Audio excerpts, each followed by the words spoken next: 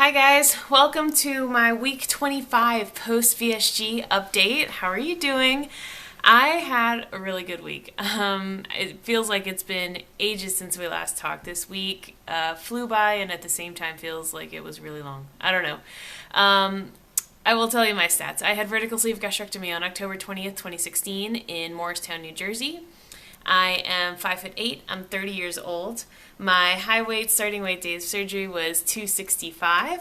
Last week I was 192.7. This week I'm 191. That is a 1.7 pound loss for the week and 74 pounds lost overall since surgery. I am super happy about that.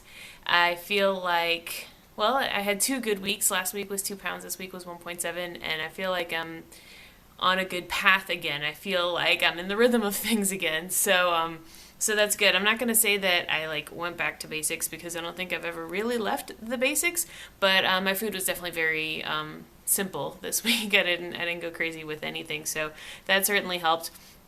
And I continue to exercise, which I think it has certainly helped. You know, I on my lunch breaks at work, I go to the gym, and even though it's usually only like a 30 to 40 minute workout, it's better than nothing. They have spin classes, step classes, and they're not great. They don't often fit my schedule. Sometimes I just jog on the treadmill. I have been incorporating more weights into my workout as well, but I feel like it's better than nothing. So I'm definitely glad that I'm able to prioritize that and squeeze it in. I also, this is for Greenie. I did a wall sit yesterday. It was so painful because I had done leg day at the gym on Tuesday, and then yesterday, Wednesday wall sit. I did it, and I will post that link here, but I only lasted a minute and 43 seconds. That is not great, but I will continue to do those every week while Greenie's still doing them. And I encourage all of you to do them as well. The Wednesday wall sit, it's tough. So next week is going to be my 6-month surgiversary, which I am so excited about. So probably this weekend, I was tagged for the Where Would I Be Without Weight Loss Surgery video. I'll probably post that this weekend. I've been thinking a lot about it. But next week, a week from today, is my 6-month surgiversary. On Monday, I have a checkup with my surgeon. And I have not seen him since 1 week post-op. True story. Wait, did I see him 1 month post-op also? No, I don't think so. I think I only saw him once. Maybe I saw him twice. But I stopped going after that because he wasn't doing anything. He would just kind of look at my belly and tell me I was doing fine. I have continued to see my endocrinologist and my dietitian very regularly, so I feel like I'm in good hands. But after the surgery, I feel like my surgeon's job was kind of done. So I am going to see him for the 6 month, and we'll see. So I will keep you posted on that. I also just want to say one thing that has repeatedly surprised me, and especially for all the new folks out there, because I know folks who have been through this know how important and how valuable community is when going through this. The more I think about it, at least because this last week or two have been kind of physically easy, simple. Also, I feel like I've kind of gotten my restriction back. I feel like around 4 months or so, I felt like I could eat a lot. And it's not that I feel a ton of restriction like when I was immediately post-op now, but I think maybe, I don't know if my stomach's adjusting or whatever, but, and Jess over at Watch Kitty Shrink definitely told me this. She called it exactly. She was like, at 4 months I lost my restriction, at 6 months it came back. And that's kind of where I am now. I don't feel super hungry the way I was feeling at 4 months. So that has definitely helped as well. But what was I saying? Oh, yeah, community. It's so important for us to really talk to each other because we're the only ones who really get it. And as much as our friends and family can be supportive, if they haven't been through it, they don't fully get it like you and I do. So I'm just so grateful, and I feel like I've had a lot of great community things happen this week. Over the weekend, I met Cindy from Cindy VSG. If you didn't see it, I posted a tiny video of us, I will link to it below, of us working out together. We met in the city, and we went to this twerk out class, which not only was it hard because it was on a trampoline, it was also like twerking, dancing. I'm so not a dancer, and I am definitely not a twerker. It was a lot of fun. I was definitely sore afterwards, but it was just so great to meet Cindy and talk to her, and I feel like not only have I made lifelong friendships, or friendships that I can hope to continue to have for a long, long time, I realized that this has been really like a mental endeavor. That's where I was going with the restriction. That on so many days it doesn't feel like this is a physical thing I'm doing. It feels like it's a mental effing hurdle, a mental mountain, and I think as the months go on and as the years go on, I'm gonna continue to need support, and I'm really glad I'm establishing these friendships and connections now. So anyway, it was really great to meet Cindy and talk to her, and hopefully we will have more workouts in the future. Also, okay, in like early January, I posted a video of my goals for 2017, and I mentioned that once I reach goal, I want to start training for a triathlon. And then I mentioned that again in my giveaway Q&A, and Monica from Sleeved After 60 messaged me, and she was like, hey, I did triathlons to celebrate her golden birthday when she was in her 50s, I guess. And so she had a bunch of gear that she was going to send me because she wasn't using it anymore. Now, I have to tell you, I have not done any research about triathlons. I don't know anything about it at all. That's just like a goal dream of mine that I plan to start working on later. So when she said gear, I'm like, what gear do you need? You just run and swim and bike. I mean, she's not going to send me a bike, so sure, send me whatever you want. That's cool. Well, I just want to show you guys because this has been overwhelming. So she sent me this package, which is really big, and this really lovely 3-page note detailing all the things that are in the package.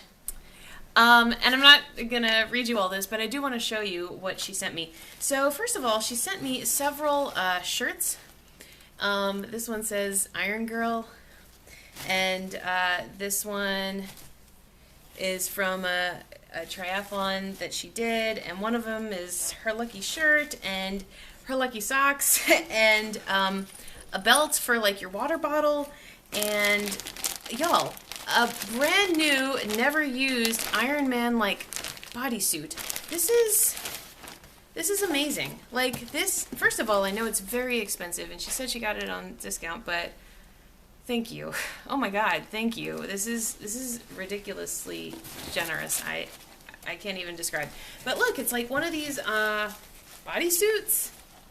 Oh my God, this is so cool. And she sent me a couple of books. Slow Fat Triathlete, and in the note she was like, please don't be offended by the title. Absolutely not offended. I think I will probably be a slow fat triathlete. And this one that says Total Immersion. I have not started reading these because I just got this the other day. But her note was just like so kind, and it just reminded me again that she gets it and that I know you guys get it, because she talks about like her lucky shirt and how you might be intimidated if other people have like the real gear and you don't, and you don't know what you're doing. And so this all feels like, yeah, having a bodysuit is going to help me physically, I guess, and the belt and all this, but really this is all helping me mentally to prepare. And she says like this will make you powerful, and I don't know, it was so empowering, all of this. It's incredible, and I'm just so thankful. I don't know if I've been very articulate, but very, very kind. Thank you so much to Monica. I also wanted to mention that I recently talked to one of my professors where I went to college. I took a class when I was kind of early in my career I had this wonderful, wonderful professor, and she teaches like, I guess like literature and history, but her focus was on like feminism, and she taught this class called Witches and Bitches, which I thought was just so funny. But it was a survey of feminist literature across cultures throughout history.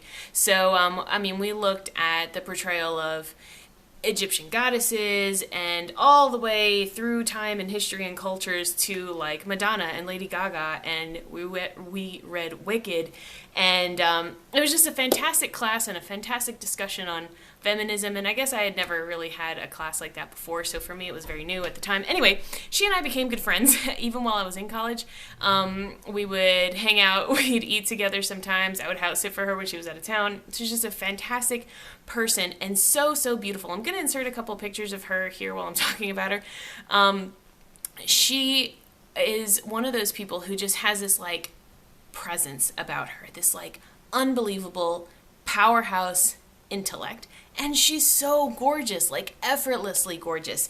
And so last week we were talking about how I was feeling this kind of clash. I felt like smart and pretty were two opposite ends of the spectrum, and it's hard for me to like grasp wanting to care about my appearance, because for so long we've been told like don't judge a book by its cover, and it doesn't matter if you're black or white or fat or thin, or gay or straight or man or woman. All that matters is your heart and your mind and your soul and your spirit. And I think my whole life I've believed that, and for all of a sudden to be feeling or to be told like, oh, nope, suddenly appearances do matter. Suddenly you should care about your appearance. Suddenly you should care about how you dress and your makeup and all this because you've lost all this weight. Now you take pride in your body. It's okay that before you didn't, because those things didn't matter, but now that you have lost all this weight, now you should. And so anyway, I've been going through this thing in my mind a lot, and it's hard for me to put it all together. So anyway, I reached out to her, and I probably hadn't talked to her in years. I mean, we're still friends on Facebook, but like actually talking to her directly. And she was just so incredibly kind and grateful that I view her that way and reached out to her. But we had such a great chat. We started emailing, and then today we talked on the phone, and she really helped me shift my perspective that your appearance and your clothing, this is for anyone else who might struggle with this.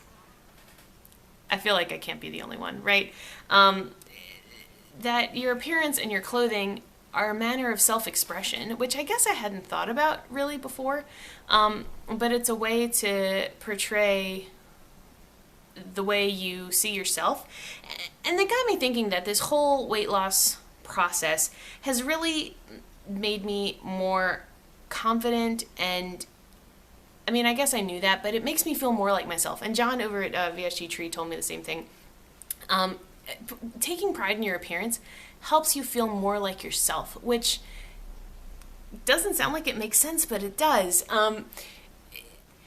Because when you dress a certain way, it indicates how you feel about yourself. And my professor was also saying, like, think of your clothing as a work of art. That's a great way for you to intellectualize it. And keep in mind that a physically appealing image aspect is just as much of a tool in your arsenal as your intellect. It's okay to have both. You can absolutely have both. And she also told me that the reason I was probably having this conflict in my mind is that realistically, in our society, women are often not taken seriously if they're conventionally attractive, and that's probably even more pronounced in academia. And I think she's right.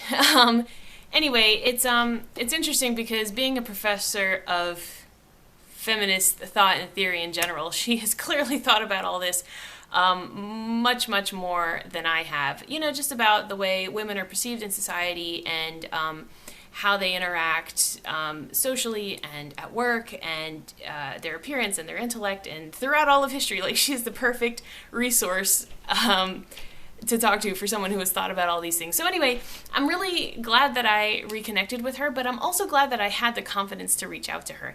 And this brings me back to this whole process takes a village, and what I said before, still so true. It's okay to need a village. It's okay to reach out for help. If you know somebody who you think, man, that person, they've been through what I've been through exactly, like, I know they feel me, and I totally understand what they're talking about, reach out to them, and it's okay to need that, and it's okay to use that, because at the end of the day, I think we're all kind of here for each other in a very human sense. And so that's where I am. That's what I did this week. Sorry I rambled so long. How are you doing? Thanks for watching. I always love chatting with you guys in the comments. Thanks for subscribing and all that. Oh, and if you guys are going to WLSFA and haven't yet told me, let me know below. I'm so excited to meet everybody. Like, as every day goes on and it gets closer and closer, I'm literally like keeping a list of people who've told me they're going, because I can't wait to meet you guys. So, that's it for now. I will talk with you soon. Okay, bye.